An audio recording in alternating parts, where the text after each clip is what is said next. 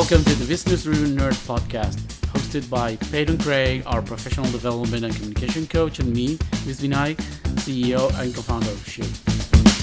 Today, we had to re-record the intro of this episode because there was a problem with the original recording. So bear with us with the different audio quality and perhaps tone. And now, on to the episode. Active listening is just how we listen to each other in a way that is more intentful. You're not listening to respond, you're listening to understand. One of the ways that you can do this is like the physical component or the visual and physical component, which is like leaning in, what you're doing right now, leaning in, nodding your head. You're actually listening and you're not loading up and waiting to respond, question, or do anything other than to understand. And I think when you really want to try to understand someone and have them feel like they're understood, paraphrasing what you heard or repeating back to them in a different way shows that you understand. It's something as simple as like, man, I feel really frustrated and I'm tired. I'm tired of this one project. I can't seem to figure it out. And someone responds with like, well, it sounds like you've been really trying hard to work this out and you just can't get it. And they say, yeah, that's it. That yeah, that's it means that I'm not alone. It's a way of just showing someone that you understand where they're coming from, not just what they're saying, but also the emotional side of what they're communicating. Yeah. Why would I want to do active listening? And it's interesting, like, I think when people first start doing active listening, we think about whether I'm being authentic or not. But I think that there's some real true value in showing that you are actually listening to the person. It builds trust. If this is a team member where you need to delegate to, it builds trust, autonomy, and you just get a chance to build a better bond with the person you're speaking to. I don't get the sense that it's a hack. I get a sense that like it's an avenue towards empathy. And showing empathy to others just allows them to feel like they're not alone on an island. They're understood. And the person that they're speaking to is someone that they can trust. It builds better relationships. And Would you that say yeah. to help to make sure that it is a tool that might help someone to better understand the other, where the other it is at that time, and it will help to create a bond to say, oh, this guy really gets me. This guy really gets me. Yeah. And I think that that's really, it's undervalued. And without it, it becomes like my idea, then someone else shares their idea. My idea, then someone else shares their idea, which is good. You can have someone who like really likes to talk, but if you're only talking and you're not really listening, it can be a really lopsided.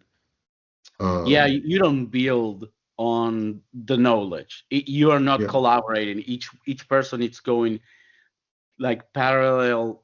But if you do active listening, you can build on what the other person it's saying. And imagine this, like you have a disagreement with someone, and we've all been in different disagreements, whether this is something where you're trying to align on strategy, whether you are trying to align on the scope of a project, and there's a difference of opinion. It's really helpful to say to someone like, if I'm hearing you correctly, your idea is this, right? It creates less of a adversarial, conflict-based direction in a conversation, and then both parties just enter under the idea that we share different opinions, but the main goal of this conversation is to understand each other's opinions, not to refute each other's opinions, but to build understanding. And that alone can immensely help anyone who's going through some sort of conversation where there are two different or opposing beliefs. Do you think that, would you agree with me if I say that most of the people that work in our company are introverts? Would you agree with that? Yeah, for sure. I definitely would agree with that. Would you say that active listening is something that teaching an introvert how to do active listening can help that person to be more successful in their career?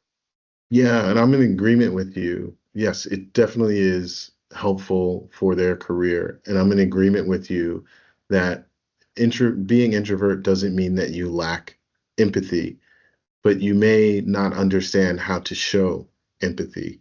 And empathy is really putting yourself or yourself putting yourself in the shoes of others.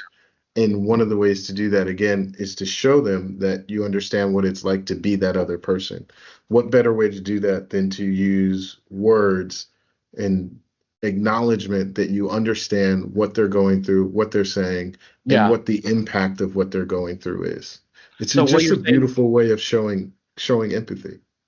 so you're saying that for an introvert, what they lack is not the empathy itself, but how to show that empathy to the other person. So Yeah.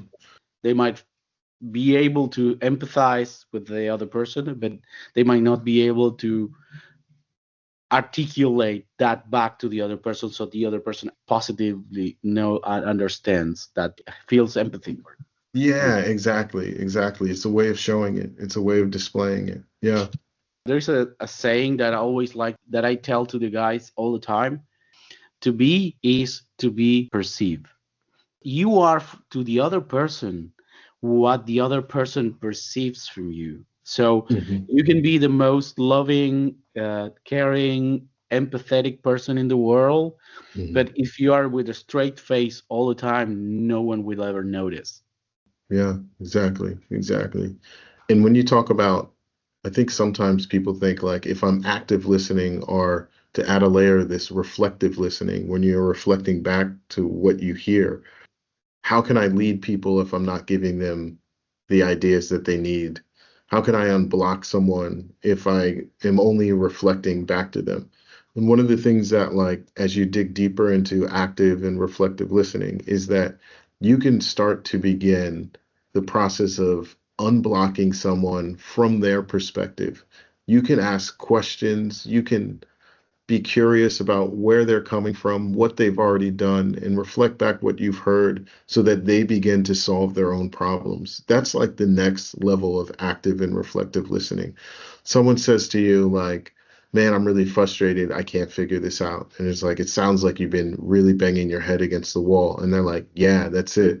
And then you say, well, tell me what you've already done. And they'll say, I've done A, B, C, and D. And then you say Yeah, something back and you say, oh, so A, B, and C and D doesn't work. Where haven't you looked yet? And just yeah. that other question, where haven't you looked yet? They'll start to Mhm. think, and you can start to co-create through dialogue alternatives or potential solutions that they may not have thought of, or they haven't been pushed to ask themselves questions Yeah. that go deeper. Yeah. Many times over, I found solution to problems because someone made me the most basic and fundamental question, like, Yeah. why didn't it work? This, yeah. I didn't think about that. I was just looking Yeah, for the solution. But yeah, thank you for asking me yeah, why, because yeah, now I you're have a right. different perspective on And you how say, I'm supposed to look at it. yeah, Yeah. and someone tells you, yeah, it didn't work because A, and you say, A, but A is not, ain't A related to yellow? And Hmm. say, yeah, it's related to yellow. And what happened with yellow? I Yeah. haven't thought about it. Yeah. This is And it. that sparks another avenue of exploration. Hmm. So it's really Yeah. powerful in many levels. Yeah. And I want to say that also think like when you think about teams, individuals, leadership, one of the things that we spoke about in the last episode, well, we alluded to the fact around like keeping camaraderie is important, and it's important because you want to retain talent. A lot of Yes. people will leave companies where they don't feel seen or heard. Nobody Yeah. knows what I'm doing. I'm Yeah. being micromanaged. And Yeah. what a beautiful strategy to employ active and reflective listening, because people start to feel seen, they start to feel heard, and they're more likely to use their voice because it's welcomed and it's Yes. reflected and it's Yeah. understood. A lot Yeah. of you can wrap this in a big bow in psychological safety and trust. And when people feel psychologically safe to be themselves and they feel like the person they're talking to trusts them, you can walk into work as your authentic self, which also increases things like retainment and decreases churn rate when you talk about your staff, Yeah. your team, and your employees. Yeah. The application for HR, it's very powerful.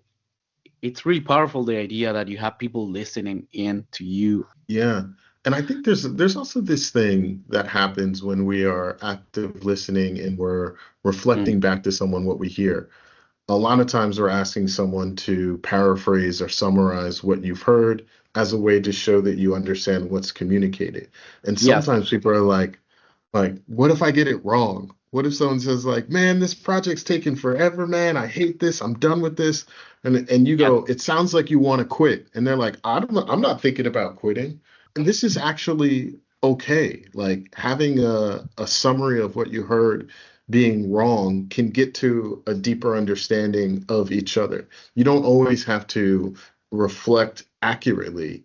Yeah. Inaccuracies can Yes. further the understanding as well. So it's Yeah. just more about the active part, the reflective part. Wrong or right helps with That's a great mutual asset. understanding and trust. That's a great asset. And let me tell you an application for that. Mm, I'm not a native English speaker, and many yeah. times over, I speak with native speakers, and sometimes I speak with non-native speakers of other languages that are not Spanish, right? Hmm. My Hmm. native tongue is Spanish. And the phrase, let me say that back to you, and you tell Yeah. me if I got it right. And I do that during sale processes, right? Hmm. Because sometimes between one meeting and the other, you could have like a week or maybe even more than that, Hmm. and start meeting saying, okay, let me tell you what I have Yeah. understood so far about your situation. Hmm. And Hmm. I kick the meeting off and I do that. And that puts the other person in a different mood. I can notice sometimes like the tensions drops. It lowers the defenses. Yeah, I don't need to stand on the defense or like get ready for like an attack or even a sales Hmm. pitch. It's more Yes, of this is a guy who understands me and my needs yes, because he just said them back to yeah, me, right? yeah. It can He's be, saying, he's repeating, and he actually listened what I told you, what I told uh-huh, him a week ago, yeah, and he yeah. gets it. He gets it it. He gets me. I like talking to this guy. That's yes, what you get. Yeah, yes. yeah, And yeah. what happened to me a couple times too is that even when I didn't got things completely right, the Hmm. person that said, you got it almost right. This Hmm. detail, it's like this, but you are on the ballpark. This is very powerful because it Hmm. shows that you care, Hmm. Hmm. Hmm. that you're And then you going, guys are co-creating the clarity, right? If you get something slightly, it's like that's slightly off. Let me tell you where you mhm, went wrong. Now you're co-creating clarity and mutual understanding. yes, Again, it sets two people on the same team in conversation as opposed to on opposite sides. It really does that. Yeah. yes.